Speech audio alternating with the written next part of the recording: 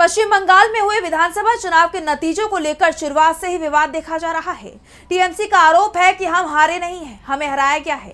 Party नतीजों को चुनौती देने की तैयारी में थी, लेकिन उससे पहले ही ईवीएम में बड़े खेल की खबर सामने आ रही है। कोलकाता में जहां ईवीएम मशीनें रखी गई थी, वहां सबूतों को मिटाने की कोशिश की गई है। कांग्रेस और टीएमसी ने ये आरोप लगाए हैं, जिसके बाद चुनाव आयोग और बीजेपी सवालों के घेरे में आ गए हैं। तो क्या है पूरी खबर, जानने के लिए देखिए रिपोर्ट। पश्चिम बंगाल विधानसभा चुनाव में बीजेपी को मिली बम्पर जीत शुरुआत से सवालों में घिरी हुई है और अब चुनाव नतीजों को लेकर विपक्ष के तमाम आरोप सच साबित होते दिखाई दे रहे हैं। टीएमसी का कहना है कि चुनाव चोरी हुआ है। राज्य की पूर्व सीएम और टीएमसी प्रमुख ममता बनर्जी ने नतीजों को मानने से साफ इनकार कर दिया था।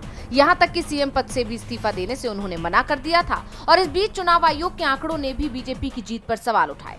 जिस तरह मुस्लिम बहुल सीटों पर बीजेपी की जीत हुई, अंतिम राउंड में नतीजे अचानक बदल गए, काउंटिंग देर से कराई गई, राजरहाट सीट पर धांधली के आरोप लगाए जा रहे थे। इन तमाम मुद्दों को लेकर टीएमसी कोर्ट जाने की तैयारी में थी, लेकिन उससे पहले ही बंगाल में बड़ा खेल सामने आया है, जिसके बाद बीजेपी और चुनाव आयोग पर धांधली के सबूत मिटाने की कोशिशों के आरोप लग रहे हैं। दरअसल कोलकाता में जहां विधानसभा चुनाव वाले 4000 ईवीएम स्टोर किए गए थे, उस बिल्डिंग में आग लग गई। बिल्डिंग के ऊपर धुएं का गुबार उठता दिखाई दिया, सारे ईवीएम जलकर राख हो गए। अब सवाल ये उठ रहे हैं कि क्या ये महज घटना थी या जानबूझकर आग लगाई गई। इस घटना को लेकर कांग्रेस से लेकर आम आदमी पार्टी तक तमाम दलों ने गंभीर सवाल उठाए हैं।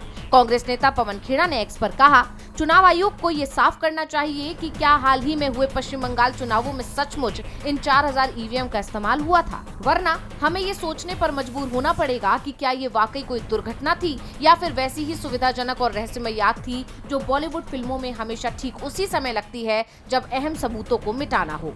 वहीं इंडियन यूथ कांग्रेस ने तो सीधे आरोप लगाते हुए कहा कि इलेक्शन कमीशन ऑफ बीजेपी ने अब कोलकाता के उस ऑफिस में आग लगवा दी जहां करीब 4000 ईवीएम रखी थी।